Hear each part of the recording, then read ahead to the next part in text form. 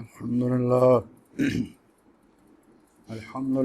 نحمده ونستعینه ونستغفره ونؤمن به ونتوکل علیہ ونعوذ باللہ من شرور انفسنا ومن سیئات اعمالنا من يهده الله فلا مضل له ومن يضلله فلا هادي له وأشهد أن لا إله إلا الله وحده لا شريك له وأشهد أن محمدا عبده ورسوله صلى الله عليه وآله وسلم. أعوذ بالله من الشيطان الرجيم. بسم الله الرحمن الرحيم. زين للناس حب الشهوات من النساء والبنين والقناطير المقنطرة من الذهب والفضة والخيل المسومة والأنعام والحرث ذلك متاع الحياة الدنيا والله عنده حسن المآب. أما بعد فإن خير الحديث كتاب الله وخير الهدي هدي محمد صلى الله عليه وآله وسلم وشر الأمور محدثاتها وكل محدثة بدعة وكل بدعة ضلالة وكل ضلالة في النار. سورہ آل عمران آیت نمبر 14. یہاں سے بات شروع ہوگی اور انشاءاللہ آیت نمبر 18 تک جائے گی اس جمعے. اللہ پاک نے فرمایا کہ لوگوں کی من پسند چیزیں ان کے دلوں میں خوبصورت بنا کے ڈال دی گئی ہیں، ان کے لیے خوبصورت بنا دی گئی ہیں. کیا کیا؟ نمبر 1 عورتیں، کہ جو مرد ہے جتنے بھی عورتیں ہیں اس کو کمی محسوس ہوتی ہیں. یہ بادشاہ جو تھے سیکڑوں کے حساب کے ان کے پاس تھیں عورتیں، وہ بھی ان کو کمی محسوس ہوتی تھیں. یعنی مرد کے لیے جو اس کی نظروں میں بہت اچھا کر کے بنا دیا گیا ہے، اس کے دل میں وہ بات کھبا دی گئی ہے. من پسند چیزوں میں سے ان میں ہے سب سے پہلے عورتیں، کہ بیویاں جتنی بھی وہ کم محسوس ہوتی ہیں مرد. دوسرا بیٹے بھی جتنے ہوں کم ہی محسوس ہوتے ہیں. پھر سونے چاندی کے ڈھیر، جتنا بھی سونا چاندی ہو وہ کم ہی محسوس ہوتا ہے. اور نشان لگے ہوئے گھوڑے، یعنی اس دور میں جس دور میں قرآن مجید نازل ہوا ہے، اس دور میں جو سب سے قیمتی چیزیں ہوتی تھیں ان میں سے ایک وہ گھوڑے تھے جو نسلی گھوڑے ہوتے تھے. سب سے اعلیٰ نسل کے جو گھوڑے ہوتے تھے ان پر ٹھپا لگا ہوتا تھا، اور ایسے ٹھپے لگی چیزیں جو پرانے لوگوں نے اپنی زندگی میں یہاں پر بھی دیکھی. وہ سرکاری طور پر ان کے ٹھپا لگا ہوتا تھا، یہاں پر پٹ پر ران پر ٹھپا لگا ہوتا تھا. جو بھی سرکاری چیز ہوتی تھی یا اعلیٰ نسل کی چیز، بس انہوں نے چھوڑا ہوا نسل کشی کے لیے بیل ہے، سانڈ ہے، اس کے ٹھپا لگا ہوتا. تو گھوڑے جو بہترین نسل ہوتی تھی جن پر ٹھپے لگے ہوئے ہوتے تھے وہ سب کو پسند ہے. یعنی گھوڑے اس دور کا سب سے قیمتی سامان تھا. اور فرمایا مویشی، جو لوگ ذمہ دار ہیں گاؤں میں رہتے ہیں ان کے لیے یہ جو مویشی ہیں، گائے، بھینس، بیل، بکریاں، یہ شان و شوکت کا سامان ہے. دوسرے قرآن مجید میں آتا ہے کہ جب وہ صبح تم باہر لے کے جاتے ہو نا تو شام کو جب لے کے آتے ہو تو اس وقت وہ شان دیکھنے والی ہوتی ہے، کیونکہ وہ تلیاں وغیرہ ان کے گلوں میں پڑی ہوتی ہیں اور وہ ٹن ٹن کرتے جناب جا رہے ہوتے ہیں، پتہ چلتا ہے یہ فلاں کا مال ہے. اور جس کے پاس مویشی زیادہ ہوں اس کو گاؤں میں لانے دار کہا جاتا ہے. ایک ہوتا ہے نمبردار، اس کا کوئی تعلق مویشی سے نہیں ہے. جس کے پاس مویشی زیادہ ہو اس کو کہا جاتا ہے لانے دار، اور وہ باقاعدہ اس نام سے مشہور ہوتے ہیں سار والے گاؤں میں بھی. تو یہ مویشی بہت زیادہ ہوں، یہ بھی آدمی کو بہت پسند ہے. پھر فرمایا اور کھیتی، یعنی زمین جتنی بھی ہو، زراعت جتنی بھی ہو، فصل جتنی بھی ہو، وہ انسان کو بہت پسند ہے، چاہے وہ جتنی مرضی ہو جائے. جس کے پاس 1,00,000 ایکڑ ہے اس کو بھی لوگ تھوڑا سمجھتے ہیں، جس کے پاس 5,00,000 ایکڑ ہے اس کو بھی تھوڑا سمجھتے ہیں. یعنی اور ذالک متاع الحیات الدنیا، فرمایا یہ دنیا کی زندگی کا سامان ہے اور جو کچھ اللہ کے پاس ہے وہ بہت اچھا ہے، بہت اچھا ٹھکانا۔ یعنی اللہ پاک نے فرمایا کہ انسانوں کے لیے، لوگوں کے لیے، یہاں پر تقریباً کہہ لیں مرد مراد ہیں، سے ناز سے مراد، ویسے تو عورتوں کو بھی یہی چیزیں پسند ہیں، لیکن یہاں پر جو بات ہوئی ہے جس ترتیب سے وہ مردوں کے ریفرنس سے ہوئی ہے کہ لوگوں کو دل پسند چیزیں ان کے دلوں میں کھبا دی گئی ہیں، یعنی ان کی سوچ پر حاوی ہو گئی ہیں۔ کون کون سی؟ عورتیں جتنے بھی ہوں تھوڑی، بیویاں جتنی بھی ہوں تھوڑی، بیٹے سونے چاندی کے بڑے بڑے ڈھیر، بہترین نسل کے گھوڑے، مویشی اور کھیتی۔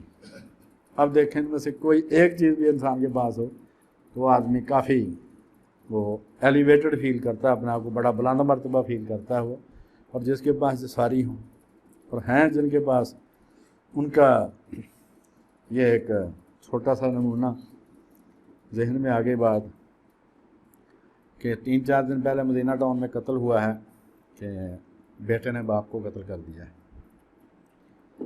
تو وہ میری کلاس کا اسٹوڈنٹ تھا جس کا والد قتل ہوا ہے، تو میں کلاس میں حاضری لگا رہا ہوں تو اس کا وہ نہیں تھا لڑکا، تو ساتھیوں نے بتایا جی اس کے والد صاحب کل فوت ہو گئے، بس اتنا ہی بتایا انہوں نے۔ تو حاضری کے بعد میں نے کہا یار میری اس سے بات کرا دو، ابھی تعزیت کر لیں پھر ذہن سے نکل جاتا ہے۔ تو انہوں نے ملا کے ٹیلی فون بتایا جی کہ استاد جی بات کریں گے۔ تو میں نے اس سے کہا بیٹے بڑا افسوس ہوا، کہیں گے جی ہاں افسوس ہی ہے۔ میں نے کہا بیٹے کیا کوئی دل کا مسئلہ بنا، کیونکہ وہ زیادہ عمر کے لوگوں کو آج تک یہی مسئلے مسائل ہوتے ہیں۔ کہتا نہیں جی بھائی نے قتل کر دیا۔ کہتا 2 مربع زمین اس نے بھائیوں کو دے دی تھی پہلے، میں کہتا تھا باقی بھی دو۔ وہ کہتا تھا یار مرنے کے بعد تمہاری ہے، میں نے کچھ ہاتھ لے جانی ہے نہیں۔ وہ شو روم پہ بیٹھا ہوا تھا، شو روم بھی اس کا اپنا دکانوں کا کرایہ لینے کے لیے آیا تھا ادھر ہاکی اسٹیڈیم میں، تو آیا اس نے گولی مار دی۔ اب میرے ذہن میں جو بات آئی وہ یہ کہ جس کے پاس دنیا کا مال نہیں ہے اس کو بھی کافی مسائل ہیں۔ جیسے عام لوگ ہیں ہم جیسے کہ ایک چیز کہہ لو کہ پوری ہو گیا تو دوسری تیار کھڑا خرچہ۔ جس کے پاس دنیا کا مال نہیں ہے اس کو بھی کافی مسائل ہیں، اور جس کے پاس ہے اس کو بہت بڑے بڑے مسائل۔ اب وہ 2 بھائی بھاگ گئے، جو 2 بچے، 4 بھائی تھے، 4 بیٹے تھے۔ اب جو 2 زندہ بچے ہیں وہ پیچھے ہیں گھر میں، ان کو اور زیادہ خطرہ ہے۔ جنہوں نے باپ مار دیا، یہ جو غیر شادی شدہ بھائی ان کو کب زندہ چھوڑیں گے وہ؟ سمجھ آئی نا جی کہ ساری جائیدادی ہماری ہو۔ اور سیدنا عیسیٰ علیہ السلام والی ایک مثال کہ آپ شاگردوں کے ساتھ تشریف لے جا رہے تھے، بنی اسرائیل میں صحابہ کو شاگرد کہتے تھے کیونکہ ان کے ہاں سب سے بڑا مرتبہ استاد کا تھا۔ استاد کو اس کو عالم کو کیا کہتے تھے؟ ربی، مائی ٹیچر، اس کو بولتے ہیں ربائی۔ تو وہ جو ان کے چیلے ہوتے تھے، جو ان کے پیرو، اس کو شاگرد کہتے۔ تو سیدنا عیسیٰ علیہ السلام شاگردوں کے ساتھ تشریف لے آ رہے تھے، راستے میں ایک جنگل میں ایک سونے کی اینٹ پڑی ہوئی تھی، وہ اٹھانے لگے تو آپ نے فرمایا کہ اس کو نہ اٹھانا، یہ ٹھیک نہیں ہے، یہ اس مال سے بچ جاؤ۔ آگے جا رہے ہیں تو 3 آدمی ان میں سے بہانہ بنا کے پیچھے آ گئے۔ آپ کو تو پتا تھا کہ جی ہمیں کام ہے، ہماری چیز کو گر کے فلاں جو بھی بہانہ بنایا آ گئے۔ اب انہوں نے کہا ایک آدمی سے، ساتھی کو، کہ تم جاؤ اور شہر سے کھانا لے کے آؤ اور کلہاڑی بھی لے آنا تاکہ اس کو کاٹ کے ہم 3 برابر حصے کر لیں۔ وہ چلا گیا، پیسے دے کے اس کو بھیجا۔ ان 2 نے سوچا بھی یار اس کو ہم نے ضرور حصہ دینا ہے، ہم اس کو آدھی آدھی کر لیں گے، وہ آئے گا تو اس کو کلہاڑی لے کے اس سے مار دیں گے اس کو اسی کلہاڑی سے۔ اس نے سوچا کہ میں نے ضرور تیسرا حصہ لینا، میں ساری لوں۔ اس نے کھانے میں زہر دے دیا، وہ زہر اس میں کھانے میں ڈال کے وہ لے کے آیا۔ اب جناب وہ آ کے ابھی بیٹھا ہی ہے تو انہوں نے اس کو قتل کر دیا، کھانا کھایا تو وہ بھی دونوں مر گیا۔ سیدنا عیسیٰ خاص طور پر اسی راستے سے واپس آئے، تو آپ نے کہا میں نے کہا تھا نا یہ مال اچھا نہیں ہے تو اس کو نہ لو۔ تو یہ دنیا کا مال انسان کو بہت پسند ہے، اس کے لیے ہر حلال و حرام۔ اور اس واقعے سے میں نے اپنے ساتھ جو کلاس تھی اس کو بتایا کہ بیٹے آپ نے ابھی عملی زندگی میں جانا، وہ آخری کلاس ہے، मतलब जो उन्होंने फारग हो जाना यहाँ से, तो अब बेटे आपने अमली ज़िंदगी में जाना है। तो इस वाक़े से नसीहत हासिल करके कभी औलाद के लिए हराम ना कमाना, ये नसीहत हासिल कर लो। उस बाबा जी ने हलाल कमाया होगा, हम अच्छा कमान रखते हैं सबके बारे में। 5 मरबे ज़मीन उनकी थी कमालिया में, यहाँ 4 चक्के वो राजपूत थे, ये ज़मीन ये हो गई है सोने के भाव हुई है, मतलब इतनी जायदाद है भाई तुम्हारी है, बाप ने कहीं लेके जानी है। वो क्या कर लेगा, वो रोटियां 2 खा लेगा और क्या कर लेगा, या दवाई अपनी ले आएगा और किसके पास क्या है, बाकी सारा कुछ आपका है। 4 दिन सब्र, वो ले तो रहा उसमें से नहीं। तो ये जो दुनिया का माल है ये इंसान के बहुत दूर तक ले जाता है। कभी भी अपनी औलाद के लिए भूल कर भी हराम नहीं कमाना। जो हलाल से मिलता है इंशाल्लाह उसी से गुजारा होता जाएगा, तंगी से भी होता तो खैर। ये तो कम अज़ कम मरने के वक्त आदमी को तसल्ली होगी, नहीं यार हराम नहीं कमाया, मैंने किसी का नहीं देना, मैंने किसी से लेने होंगे, ये तसल्ली हो जब तो मौत थोड़ी सी आसान हो जाती है। तो आगे फरमाया 15 नंबर आयत में, ए रसूल सल्लल्लाहु अलैहि वसल्लम आप फरमा दें कि भाई मैं तुमको एक ऐसी चीज़ बताऊं ये सारी चीज़ों से बहुत अच्छी हो, बीवियों से भी, बेटों से भी, सोने चांदी के ढेरों में से भी, और कीमती घोड़ों से भी, ये मवेशियों से भी, खेतियों में से भी। मैं तुमको बताऊं एक ऐसी चीज़ जो सबसे अच्छी हो। फरमाया जो लोग परहेजगार हैं वो है नेकी। क्या फरमाया? नेकी। कि जो परहेजगार हैं, परहेजगार कौन है? जिसको मुत्तकी कहते हैं, जिसको खुदा का खौफ होता है। दूसरा इसका पहलू क्या है तकवे का? जिसको अपने अंजाम की फिक्र है कि मेरा मरने के बाद क्या हो। वो आदमी जो है फरमाया उनके लिए अल्लाह के पास बागात हैं जिनके नीचे नहरें बह रही हैं। नहरें बह रही का मतलब क्या? जब भी फसल ख़राब होती है, उजड़ती है, तो पानी की कमी से होती है। तो फरमाया उसके बीच में से नहर गुजर रही हो जिस बाग में से, वो कभी सूखेगा नहीं, वो हमेशा सरसब्ज़ रहेगा। तो फरमाया ऐसे बाग में दूंगा जिनके नीचे नहरें बह रही हैं और उनमें वो हमेशा रहेंगे, और मैं उनके लिए वहाँ पर पाक बीवियाँ भी दूंगा उनको, और सबसे बढ़कर वो ये अल्लाह की रज़ा, कि अल्लाह उनसे राज़ी होगा, खुश होगा। ये सबसे बड़ी नेमत है। जब जन्नत में जन्नतियों को बेशुमार नेमतें मिल जाएंगी, सबको ठिकाने मिल गया, सारा कुछ हो गया, उस वक्त अल्लाह पूछेगा किसी चीज़ की कमी नहीं, कमी क्या? जो सोचा था उससे अल्लाह जाने कितने लाखों गुना ज़्यादा मिला है। अल्लाह पाक फरमाएगा अब भी एक नेमत ऐसी बाकी है जो सबसे बढ़कर है। वो कौन सी? कि आज के बाद मैं तुमसे कभी नाराज़ नहीं हूँ। ये है सबसे बड़ी नेमत, अल्लाह की खुशनुदी। और फरमाया वल्लाहु बसीरुम बिल इबाद, अल्लाह अपने नेक बंदों को देखा। भाई तुम जो मुसीबतें तुम पर गुजर रही हैं हम उनसे बेखबर नहीं हैं। रसूल करीम अलैहिस्सलाम, ये तो है ना सब मोमिनों के लिए कि वल्लाहु बसीरुम बिल इबाद, कि अल्लाह सारे मोमिनों की मुसीबतों को खुद अपनी आंखों से देख रहा है, उसको बेखबर नहीं।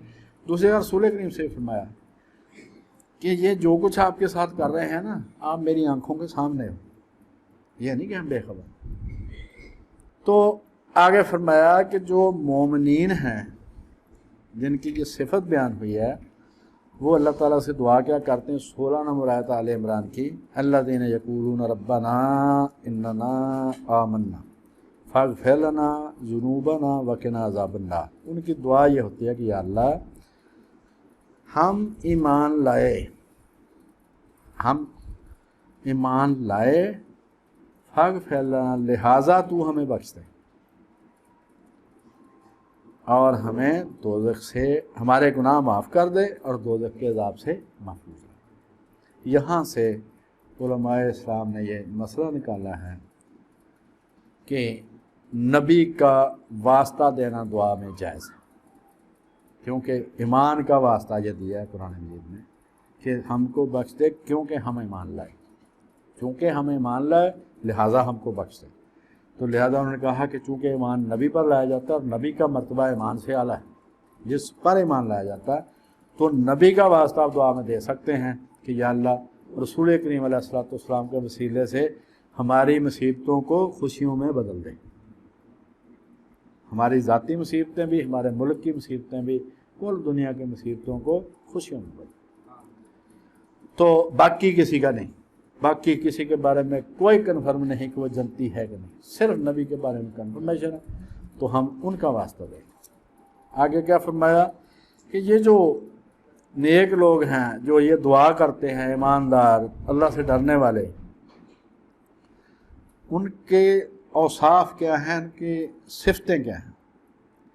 ایک تو ہے صابرین، وہ صبر کرتے ہیں، دوسرا صادقین، وہ سچ بولتے ہیں، تیسرا ہے قانتین، وہ عبادت میں کھڑے رہتے ہیں، یعنی عاجز ہیں اللہ کے سامنے، اور منفقین، اور اللہ کی راہ میں مال خرچ کرتے ہیں، خیرات کرتے ہیں، والمستغفرین بالاسحار، یعنی تہجد پڑھتے ہیں، اور تہجد پڑھنے کے بعد جب دن چڑھنے کے قریب ہوتا ہے، فجر ہونے کے قریب ہوتی ہے، اس وقت خدا سے بخشش مانگتے ہیں۔ یہ نہیں کہ اس پر احسان کرتے ہیں کہ ہم نے جناب رات تہجد پڑھی ہے تو اب یہ نہیں، اس وقت آخر میں کیا کرتے ہیں؟ اللہ سے معافی مانگتے ہیں۔ اور سیدنا عیسیٰ علیہ السلام کا ایک فقرہ انجیل میں ہے کہ جب تو سارے حکموں پر عمل کر لے، ساری شریعت پر عمل کر لے، تو کہہ کہ مالک میں ایک نکما نوکر ہوں۔ یہ ہے استغفار علی الطاعات، کہ نیکی کرنے کے بعد، اللہ کی فرما برداری کرنے کے بعد بھی اس سے معافی مانگنی ہے، اس پر احسان نہیں کرنا۔ تو فرمایا کہ تو کہہ کہ مالک میں ایک نکما نوکر ہوں، میں نے وہی کیا ہے جو مجھ پر فرض تھا۔ تو فرمایا جو نیک ہیں، جن کی میں تعریف کر رہا ہوں، جن کے لیے میں نے جنت کے باغ رکھے ہوئے ہیں، جن کے نیچے نہریں بہہ رہی ہیں، ان کی ایک تو یہ دعا ہے کہ یا اللہ ہم ایمان لائے، سب سے پہلے انہوں نے اپنے ایمان کا واسطہ پیش کیا، ہم ایمان لائے لہذا ہمیں بخش دے۔ دوسرا ان کی خوبی ہے کہ وہ صبر کرتے ہیں، سچ بولتے ہیں، عاجزی اختیار کرتے ہیں، اللہ کی عبادت میں لگے رہتے ہیں، مال اللہ کی راہ میں خرچ کرتے ہیں، اور جب ساری نیکیاں کر لیتے ہیں تو پھر اس کے بعد خدا سے معافی مانگتے ہیں۔ تو مولانا شبیر احمد عثمانی رحمۃ اللہ علیہ نے ایک شعر لکھا ہے فارسی کا اپنے حاشیہ میں، قرآن مجید کے حاشیہ میں، منت منے کہ خدمت سلطان ہمیں کنم، بادشاہ پر احسان نہ کر کہ میں نے تیری بڑی خدمت کی ہے، منت تعزو شناس کے خدمت گزاشت تک، بادشاہ کا احسان مان کے اس نے تجھے نوکر رکھ لیا، ورنہ بہت سارے بے روزگار پھرتے ہیں۔ تو خدا پر کبھی، رسول پر کبھی احسان نہیں جتانا کہ جناب میں نے بڑا کام کیا آپ کا، نہ، بے شمار ہیں، جن میں سے ایک تجھے انہوں نے، اور یہ اتنی بڑی سعادت، اتنے بڑے، جب آدمی سوچے نا تو یقین کرے وہ ہواؤں میں اڑنے لگتا ہے۔ کہ عام کیا طریقہ ہمارا کہ لاہور میں، راول پنڈی میں، کراچی میں، فیصل آباد میں کسی آدمی کا کوئی کام ہو اور وہ آپ کے پاس آ جائے کہ یار میرا یہ کام ہے، آپ کسی سے کہہ دیں، تو آپ اسی کو کہیں گے نا جس پر آپ کو اعتماد ہوگا کہ یہ کر دے گا۔ یہ تو نہیں کہ ڈی سی کو واقفیت نہیں اور آدمی ڈی سی کے پاس اس کو بھیج دے۔ تو کام کس سے کہا جاتا ہے؟ جس پر اعتماد ہوتا ہے۔ تو جب خدا رسول کا کام کوئی کرتا ہے، اس کا مطلب اس نے پوری دنیا کے 8 ارب انسانوں میں سے تجھے چنا کہ یہ کام کر دے، کیوں؟ اس کو اعتماد ہے یہ کر دے گا۔ اور جب کوئی کام کرتا ہے کسی کا تو احسان اس پر نہیں ہوتا جس کا کام کیا ہے، احسان اس پر ہوتا ہے جس نے بھیجا تھا۔ احسان مند وہ ہوتا ہے، اب اس کے ذمہ ڈیو ہو گیا کہ اس نے بھی کام اس کا کرنا کوئی نہیں۔ تو اللہ پاک نے فرمایا کہ یہ جو نیک لوگ ہیں وہ کہتے ہیں کہ یا اللہ ہمیں ایمان لائے، ہمیں اس لیے بخش دے، اور ان کی خوبی کیا ہے؟ صبر کرتے ہیں، سچ بولتے ہیں، عاجز ہیں، عبادت کرتے ہیں، اللہ کی راہ میں خرچ کرتے ہیں، اور اللہ سے معافی مانگتے رہتے ہیں۔ اور آخری جو اس آج کے جمعے کے بارے میں آیت ہے، 18 نمبر آیت ہے، شاہد اللہ انہ لا الہ الا ہو والملائکۃ واولو العلم قائما بالقسط لا الہ الا هو العزیز الحکیم۔ اللہ اس بات کی گواہی دیتا ہے کہ اس کے سوا کوئی الہ نہیں، اور فرشتے گواہی دیتے ہیں کہ اللہ کے سوا کوئی الہ نہیں، اور عالم گواہی دیتے ہیں کہ اللہ کے سوا کوئی الہ نہیں۔ اور آگے پھر فرمایا لا الہ الا، اس کے سوا کوئی الہ نہیں، وہ انتہائی طاقتور، انتہائی غالب اور حکمت والا۔ یہ وہ آیت ہے جس کے بارے میں جب یہ تفسیر الآیات مرتب کر رہے تھے، تبری سے لے کر جتنی تفسیریں ڈھونڈ سکتا تھا ڈھونڈیں، انہوں نے اس آیت کو قرآن مجید کی آیت ہی نہیں شمار کیا، یعنی اس کے بارے میں ایک لفظ نہیں لکھا. یہ تو ہے تو صحیح اس میں، لیکن لفظ کوئی نہیں لکھا اس کے بارے میں کہ بھائی اللہ کی گواہی کیسے ہے اپنے حق میں، فرشتوں کی گواہی کس طرح سے ہے، عالموں کی گواہی تو چلو سمجھ آتی ہے. تو یہ جو فرمایا کہ اللہ اس بات کی گواہی دیتا ہے کہ اس کے سوا کوئی الہ نہیں، تو جب ڈھونڈنے لگے تو پھر یہ مولانا امین حسن اصلاحی رحمۃ اللہ علیہ اور ایک آدھ کو اور بزرگ جنہوں نے اس کا کوئی حل کیا ہے، تو میں آپ کے سامنے وہ اس کی تفصیل تھوڑی سی رکھتا ہوں.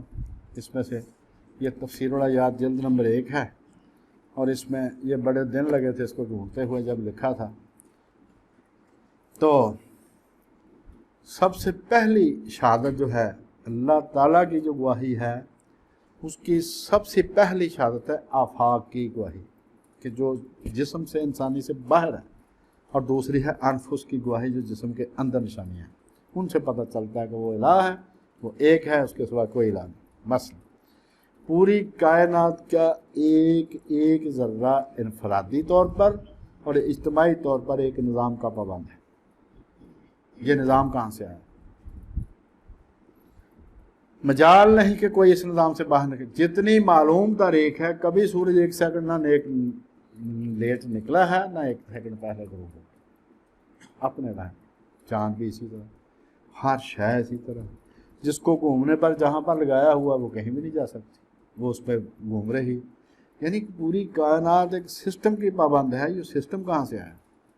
وہ سسٹم گواہی دیتا ہے کہ یہ کسی نے بنایا ہے جو انتہائی غالب ہے. ایک تو اس کی نافرمانی نہیں کائنات کر سکتی، دوسرا انتہائی دانا ہے، حکیم انتہائی دانا ہے کہ وہ بہترین شکل میں اس نے سسٹم بنایا، یعنی اس سے بہتر اسٹیج پر ممکن ہی نہیں. تو فرمایا ہے کہ یہ اس بات کی شہادت ہے، اس کائنات کا ایک خالق ہے اور وہ ایک ہے، اور وہ عدل اور انصاف کو پسند کرتا ہے. جو بھی چیز اس نے بنائی عدل و انصاف. آنکھیں یہاں پر لگنی ہی انصاف تھا. اگر یہ پاؤں کے انگوٹھوں میں ہوتی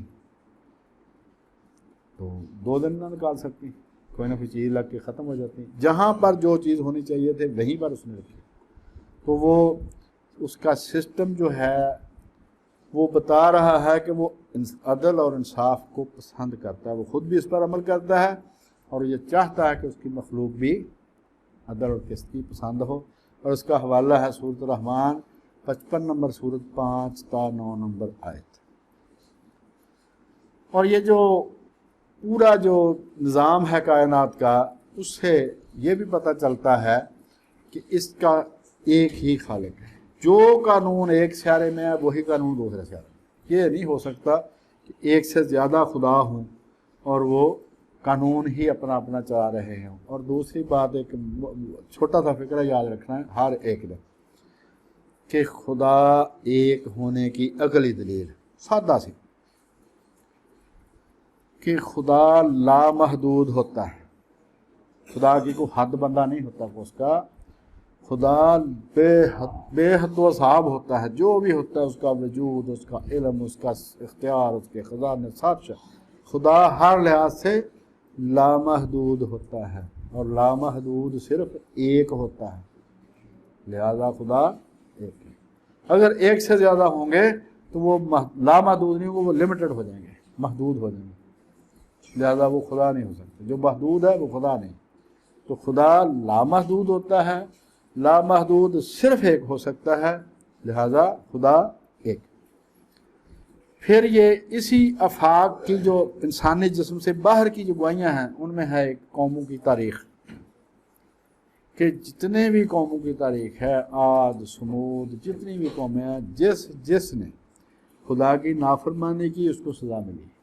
جس نے اس کی فرما برداری کی وہ قوم بچی بھی ہے، اس نے عروج بھی پایا. تو اس سے پتہ چلتا ہے کہ اس کائنات کا کوئی والی وارث ہے. یعنی قوموں کا عروج و زوال اس بات کی دلیل ہے، اس بات کی شہادت. یہ صفحہ ہے جلد نمبر 1 کا 166 سے لے کر یہ 169 تک اسی آیت کے اندر. تو قوموں کا عروج و زوال اس بات کے دلیل ہے کہ جو بھی قوم خدا کی دی ہوئی صلاحیتیں اس کی مقرر کردہ حدود کے اندر استعمال کرتی ہے تو وہ ایسی رہتی ہے. जो उससे तजावुज़ करती है एक हद तक बोलो तो उसके बाद सज़ा मिल जाती है। दूसरी शहादत है इंसान के अंदर जिस्म। एक तो इंसान फितरी तौर पर इंसाफ को पसंद करता है, तौहीद को पसंद करता है, वो चाहता है उसका मालिक सिर्फ एक हो। अगर एक से ज़्यादा मालिक होंगे वो किसी की भी खिदमत पूरी नहीं कर सकते। और यही अदल पसंदी है जिसके बाद जब इंसान रवैये इख्तियार करते हैं, एक ताबेदारी का, एक दूसरा नाफरमानी का, तो अल्लाह पाक सूरह कलम है 68 नंबर सूरत और 35 नंबर आयत है कि क्या हम फर्माबरदारों को मुजरमों के बराबर कर देंगे? क्या तुम्हें क्या हो गया, कितना गलत फैसला तुम करते। यानी क़यामत वाले दिन मुजरम और फर्माबरदार बराबर नहीं हो सकते। फर्माबरदारों को जज़ा मिलेगी, मुजरमों को सज़ा मिलेगी। और इसी में जो इंसान के अंदर की शहादत है, एक शहादत जो भी आदमी गूगल पर सर्च कर सकता है वो डीएनए सर्च कर ले। डीएनए इंसान के जिस्म में एक जंजीर है, ये दरख्तों में भी होता है, परिंदों में भी होता है, इंसानों में भी होता है। अब जो इंसानों में है उसके एक ज़र्रे में, उस जंजीर के एक ज़र्रे में इंसानी ज़िंदगी की पूरी फाइल है। 2% पढ़ा है। अभी ऑक्सफोर्ड के प्रोफेसर थे, उनके साथ हमारी 4 घंटे मुलाकात हुई। मैंने कहा सर ये डीएनए क्या है? उसने कहा सिर्फ 2% पढ़ सके हैं और वही इंसानी ज़िंदगी, जो 98% उसका नहीं पता हमें क्या है उसमें। वो एक जंजीर है इंसान के जिस्म में, लच्छेदार, और उसकी लंबाई क्या होगी अंदाज़न 27 अरब मील। हर इंसान के जिस्म में 27 अरब मील, और उसके हर ज़र्रे में पूरी फाइल है। अगर ये सारा कुछ इत्तफाकी है तो फिर इस दुनिया में कोई भी शय प्रोग्राम नहीं है, फिर सब कुछ इत्तफाकी। ये हुकूमतें, ये निज़ाम, ये रेलवे, ये जहाज़, सारा कुछ खुद ही हो रहा है। 27 अरब मील का सिस्टम है, एक ज़र्रे में सारा कुछ है। उसमें से जो 2% वो पढ़ सके हैं, वो कहते हैं कि पूरी इंसानी ज़िंदगी उसी में। इसका रंग कितना कैसा होगा, बीमारियां कौन सी लग सकती हैं, आंखों का रंग कैसा होगा, खसूसियात क्या हैं, उमूमन ज़िंदगी इसकी कितनी हो सकती, दुनिया जहान की मालूमात उसी 2% में। ये अनफुस यानी इंसान के अंदर की मालूमात है। आफाक की क्या है, कितनी बड़ी कायनात है, तो उसको सारी को एक निज़ाम के तहत पाबंद कर दिया गया, उसका वो खिलाफ वर्जी नहीं कर सकता। उसके बाद फरमाया तीसरी शहादत है कि खुदा एक है, वो है वही की शहादत। यानी आफाक की शहादत, इंसान के जिस्म से बाहर जितनी दुनिया है वो भी गवाही देती कि खुदा है और एक है और बेशुमार आला सिफात का मालिक है। इंसान के अंदर जो उसकी सलाहियतें हैं, उसकी जो सिस्टम है, वो भी गवाही देता है कि उसको किसी ने बनाया है, वरना ऐसा बेहतरीन सिस्टम खुद नहीं बन सकता।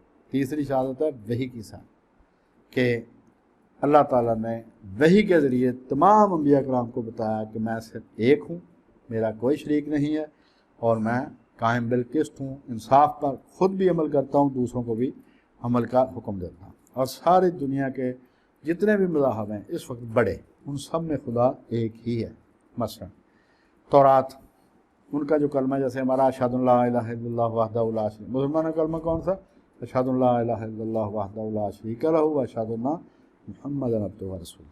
इसी तरह तौरात शरीफ में कलमा जो है, सुनना इसराइल, यानी ऐ बनी इसराइल सुनो, खुदावंद हमारा खुदा एक ही खुदावंद है, यानी वहदहु ला शरीक। इस्तिस्ना तौरात की जो आखिरी किताब है, 6 बाब और 4 आयत है। यही फ़िक्रा मरकज़ की इंजील में 12वां बाब 28 और 29 नंबर आयत में हज़रत ईसा अलैहिस्सलाम से एक यहूदी आलम ने पूछा कि हुक्मों में सबसे पहला हुक्म कौन सा है, यानी जो तेरे पास वही आई है उनमें सबसे पहला हुक्म कौन सा है? आपने क्या फरमाया? सुन इसराइल, खुदावंद हमारा खुदा एक ही खुदावंद। जो हिंदू मज़हब है उसमें भी खुदा एक ही है, जो असल किताबें हैं। बाकी ये जो लोग क्या कर रहे हैं वो अलग बात है, जो उनके असल उनके तालीम है वो भी क्या, वो सिर्फ एक है जिसका दूसरा कोई नहीं, ना उसके वालिदैन है, ना को उसका आका है, ना को उससे बरतर है, उससे जैसा कोई नहीं, उसकी कोई मूरत सूरत या शबीह नहीं, वो जिस्म से पाक और लतीफ़ है। और कहते हैं कि जो कुदरती नासर को, यानी हवा पानी आग या मुख्तलिफ चीज़ों को पूजते हैं वो अंधेरों के राही हैं, जो मखलूक को पूजते हैं अंधेरों में गहरे डूब जाते हैं। और जिनकी अकल मादी मुहर्रकात ने चुरा लिया वो देवताओं या नीम देवताओं के सामने सर झुकाते हैं, यानी ये शिरक करते हैं जो करते हैं। और कहा कि दोस्तों सिवाय उसके किसी की पूजा ना करो, जो खुदा है सिर्फ उसी की हमद करो, खुदा सिर्फ एक है, उसी की पूजा करो, उसी की हमद करो। ये 168 पेज पर और इस 167 पेज पर जल्द नंबर 1 में ये सारे हवाले हैं उनके किताबों के भी। इसी तरह इस दौर में गीता और कुरान एक सुंदरलाल है आदमी, उसने किताब लिखी है, तो उसने भी कहा कि भाई जिस अल्फाज से हम खुदा को याद करते हैं वो एग्जैक्टली वही हैं जो आप इस्लाम में वहदहू ला शरीक कहते हैं, वही हम कहते हैं। तो अल्लाह ताला ने यहाँ पर फरिश्तों की शहादत का भी हवाला दिया, क्योंकि कायनात में अल्लाह ताला के इरादों का जितना नफाज है वो फरिश्तों के ज़रिए ही होता है। अगर खुदा के अलावा कोई खुदा होता तो वो उसकी भी ताबेदारी करता है। जो वही वो लेके आते हैं उसमें जो तौहीद है, जो इंसाफ है, उसी से पता चलता है कि वो एक खुदा ने वही दी है उनको और वही वो नबियों तक पहुँचाते हैं, और किसी का खुदाई में कोई हिस्सा नहीं है, ना वो खुदा के हुजूर किसी की सिफारिश कर सकते हैं। और फरिश्ते खुद कहते हैं, सूरह साफ़ात 37 नंबर आयत इसकी सूरत है, 164 to 166 आयात है इसकी। वो खुद कहते हैं कि हम में से हर एक के लिए बस एक मुकाम मुकर्रर है और हम तो सफ़े बांध कर हाजिर रहने वाले हैं और हम तो उसकी तस्बीह करते हैं। अब उसके बाद है अहले इल्म की गवाही। आल इल्म से मुराद कुरान मजीद की इस्लाम में वो इल्म हकीकी होता है जो नबियों रसूलों के ज़रिए इंसानों को मिला। ये जो साइंस है, जोग्राफिया, तारीख़, ये इल्म इनको शुमार नहीं इस्लाम करता। इससे इल्म सिर्फ वो है जो नबियों के ज़रिए मिला है। तो हर दौर के जो बड़े उलमा हैं किसी भी मज़हब के, उन्होंने खुदा के एक होने की गवाही दी है। तो अल्लाह ताला से दुआ ये है, अल्लाह ताला हमें उन औसाफ पर अमल करने की तौफीक अता फरमाए जो खुदा को पसंद है, उन तरीक़ों पर चलने की तौफीक अता फरमाए जो खुदा को कबूल हैं, और अल्लाह ताला हमारे गुनाह माफ़ फरमाए और सारी उम्मत मुसलमान को महज अपने फजल करम से बख्श दे, और हमको, हमारे मुल्क को, पूरी दुनिया को अमन और खुशहाली अता फरमाए। रुमालन अल्लाह।